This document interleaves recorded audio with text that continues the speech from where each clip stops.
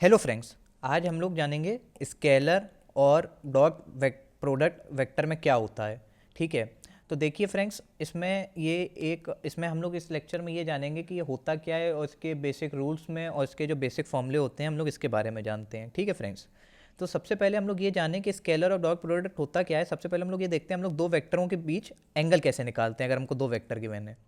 ठीक है फ्रेंड्स, अब देखिए फ्रेंड्स, यहाँ पे मुझे एक वेक्टर बी गिवन है जो है ओ बी, और एक वेक्टर ए है जो है ओ ए।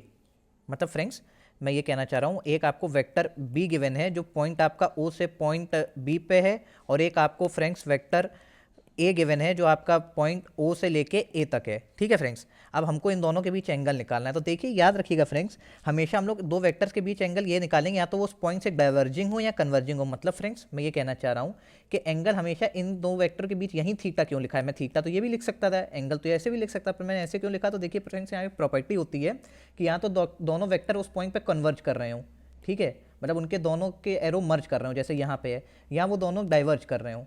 ठीक है फ्रेंड्स, देखिए यहाँ पे देखिए, इसका भी एरो इस तरफ जा रहा है और इसका भी एरो इस तरफ जा रहा है। ठीक है फ्रेंड्स, तो यहाँ पे इसलिए ये बीच में थीटा लिया गया है ना फ्रेंड्स। और यहाँ पे भी आप देखिए वही रूल फॉलो हो रहा है, इसका भी एरो इस तरफ आ रहा है, इसका भी एरो इस तरफ आ रहा है ना फ्रेंड्स। तो यहाँ पे थीटा लिया जा रहा है। मतलब फ्रेंड्स, आप ऐसे भी कह सकते हैं कि ये टेल से टेल जुड़ रहा है या हेड से हेड आके जुड़े, तो उसके बीच का हम लोग एंगल थीटा लेते हैं। ठीक है फ्रेंड्स, है ना फ्रेंड्स। हम ये कह रहे हैं फ्रेंड्स, मतलब मैं ये कहना चाह रहा हूँ, अगर मान लीजिए आपको ऐसे वेक्टर गिवन होता कोई, ठीक है, तो यहाँ आप ये थीटा नहीं ले सकते, ये गलत हो जाता।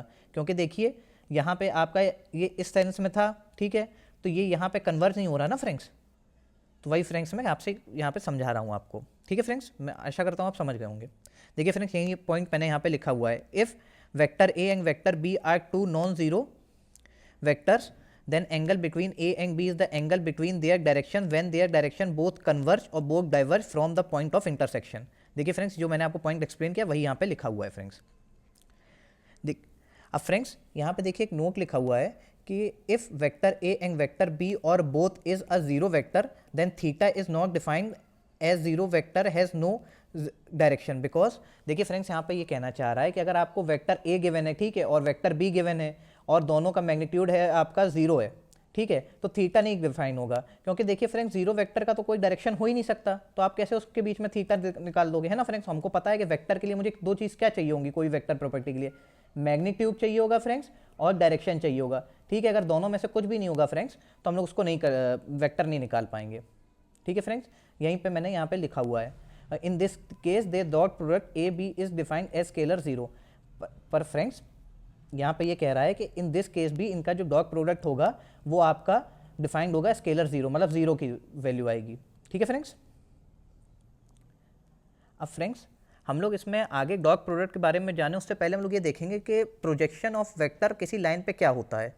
तो देखिए फ्रेंड्स, यहाँ पे मान लीजिए आपको एक लाइन गिवन है पी क्यू, ठीक है। अब मुझे एक वेक्टर गिवन है वेक्टर ए जो आपका पॉइंट ए से लेके पॉइंट बी तक जा रहा है। अब मैं बोलूँ कि इस वेक्टर की प्रोजेक्शन आप इस लाइन पे निकालो, तो हम लोग कैसे निकालते हैं। तो फ्रेंड्स, आपको पता होगा, मैंने पिछले वाले में भी लेक्चर में आपको एक्सप्लेन किया है, पहले जो लेक्चर्स मैंने लिए हैं, कि जो अगर हमको इसके जो अलॉन्ग हॉरिजॉन्टल के अलॉन्ग अगर एंगल लेते हैं और थीटा है तो ये हमेशा कॉस कंपोनेंट होता है। मतलब ये आ जाएगा वेक्टर मैग्नीट्यूड, वेक्टर ए का मैग्नीट्यूड इंटू कॉस थीटा। ठीक है फ्रेंड्स, तो यही इसका ए मैग्नीट्यूड ए कॉस थीटा आ जाएगा और यही इसके अलॉन्ग होगा, है ना फ्रेंड्स। तो यही इसका कंपोनेंट हो जाएगा। मतलब फ्रेंड्स, हम ये कहना चाह रहे हैं कि ये आपको वेक्टर गिवन है, ठीक है। अब इसका हॉरिजॉन्टल के साथ एंगल थीटा है, तो अगर हमको हॉरिजॉन्टल इस वेक्टर का कंपोनेंट इसके हॉरिजॉन्टल के अलॉन्ग निकालना है तो हम लोग कैसे निकालते हैं फ्रेंड्स। तो इसका यही तो फॉर्मूला होता है, मैंने आपको बताया था, वेक्टर ए और इसके साथ कॉस थीटा, मतलब वेक्टर ए का मैग्नीट्यूड और उसके साथ कॉस थीटा। ठीक है फ्रेंड्स, वही देखिए यहाँ पे हमने ले लिया है। तो पी क्यू के अलॉन्ग क्या कंपोनेंट हो जाएगा, वेक्टर जो आपको गिवन है, वेक्टर उसका magnitude into cos of angle जो इन दोनों के बीच बनना है। देखिए फ्रेंड्स, यहीं पे लिखा हुआ है। और फ्रेंड्स, अगर आपको ये पॉइंट्स ना क्लियर हो तो आप हमारा कंपोनेंट्स ऑफ वेक्टर का जो लेक्चर है वो देख सकते हैं, जिससे आपको पॉइंट और भी क्लियर हो जाएगा। अब फ्रेंड्स, हम लोग फाइनली देखते हैं कि स्केलर प्रोडक्ट होता क्या है।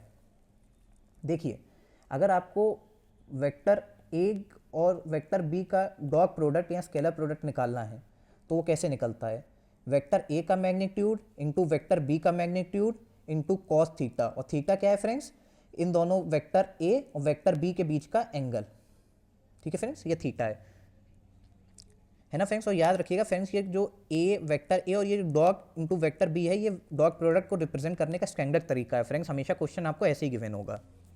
तो फ्रेंड्स हम लोग इसको ऐसे भी लिख सकते हैं, vector A dot product into vector B, इसको ऐसे लिख सकते हैं magnitude of B into projection of vector A on vector B. ठीक है फ्रेंड्स। और फ्रेंड्स हम लोग देखिए इसको दो वेक्टर ए और वेक्टर बी के लिए हमारे पास ये एक रिलेशन होता है, projection of vector A on vector B upon projection of vector B on vector A equals to magnitude of vector A upon magnitude of vector B. Friends ये बड़ा सिंपल है, आप अभी वैल्यू रख के अगर देखेंगे ना दोनों का, तो वो कैंसिल हो जाएगा और आप इस फॉर्मूले को आसानी से निकाल लेंगे फ्रेंड्स। तो फ्रेंड्स अब हम लोग न्यूमेरिकल सॉल्व करके देखते हैं कि अगर हमको दो वेक्टर का मैग्नीट्यूड गिवन है और उनके बीच का एंगल गिवन है, तो हम लोग उनका डॉट प्रोडक्ट कैसे निकालते हैं। तो देखिए यहाँ पे सवाल में हम लोग को दो वेक्टर गिवन है, वेक्टर ए और वेक्टर बी।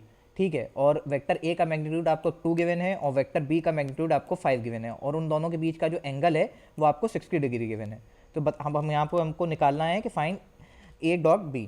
तो देखिए कैसे निकलेगा ये, मैंने आपको पहले बताया था ए डॉट बी का फॉर्मूला क्या होता है, वेक्टर ए का मैग्नीट्यूड वेक्टर बी का मैग्नीट्यूड इंटू कॉस थीटा, और कॉस थीटा में ये थीटा है जो एंगल है वेक्टर ए और वेक्टर बी के बीच। ठीक है फ्रेंड्स।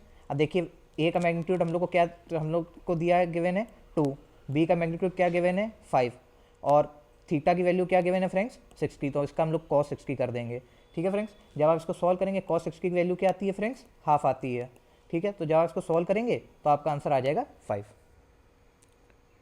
तो फ्रेंड्स आशा करता हूँ मैं आपको ये कॉन्सेप्ट समझा पाया हूँगा। अगर आपको हमारा वीडियो हेल्पफुल लगा हो तो इस वीडियो को लाइक करें, इसे अपने फ्रेंड्स के साथ शेयर करें और हमारे चैनल को सब्सक्राइब करें। Thank you friends.